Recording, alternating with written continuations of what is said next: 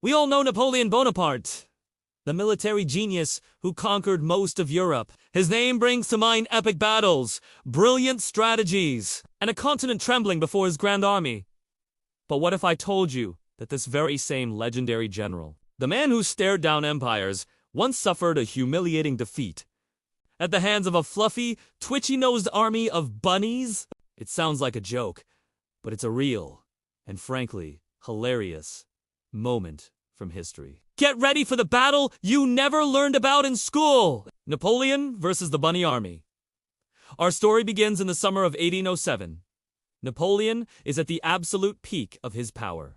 He has just signed the treaties of Tilsit, effectively ending the war of the Fourth Coalition and bringing much of continental Europe under his control. He's feeling pretty good about himself, as you can imagine. To celebrate this monumental achievement, he decides to organize a grand rabbit hunt. It was meant to be a relaxing day in the countryside, a bit of sport for the emperor and his most distinguished officers. Napoleon's chief of staff, Alexander Berthier, was tasked with organizing the event. Berthier, wanting to ensure the emperor had a spectacular hunt, went all out.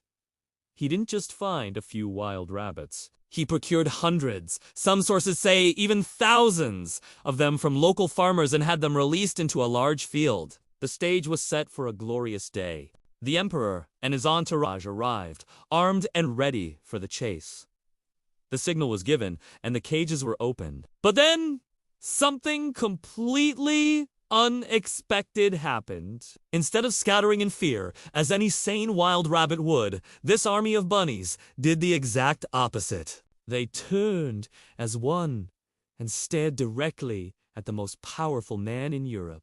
And then they charged. A tidal wave of fluffy, long-eared creatures surged across the field. Not away from the hunting party, but straight towards it. They swarmed around Napoleon's legs, a relentless, nibbling horde.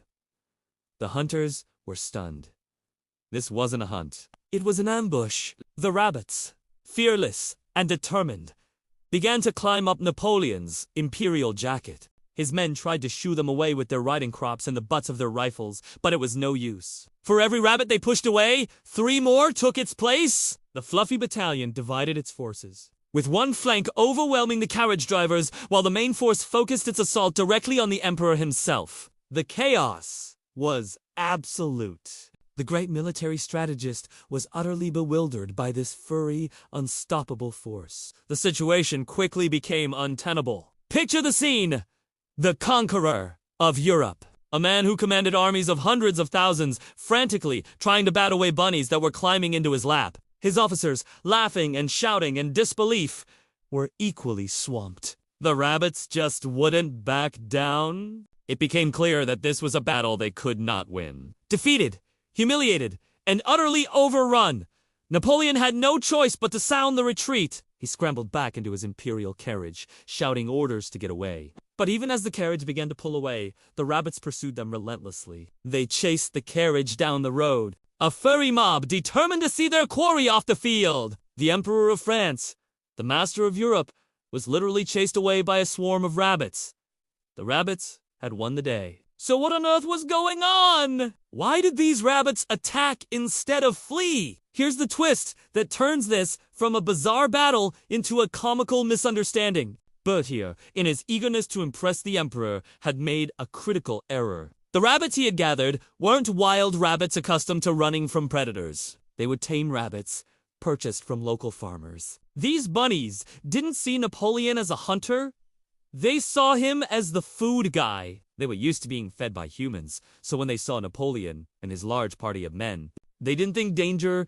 They thought, dinner time? They weren't charging into battle. They were stampeding towards what they assumed was a walking, talking salad bar. The most powerful man in the world had just been mistaken for a waiter by a few hundred hungry rabbits. It's a humbling reminder that no matter how much power you have, a simple mix-up can lead to a very strange and embarrassing day. And so, the tale of Napoleon versus the Bunny Army comes to a close. It's a story that proves history isn't just about grand treaties and epic wars. It's also filled with absurd, funny, and deeply human moments. It shows that even the most formidable figures can be brought low by the most unexpected of opponents. Napoleon went on to fight many more battles, but it's unlikely any of them were quite as strange or as fluffy as the one he lost in that field in 1807. It's a good lesson. Never underestimate your opponent, especially if they're cute and expecting a snack. Thanks for watching. If you enjoyed this weird piece of history, be sure to like the video and subscribe for more facts. See you next time!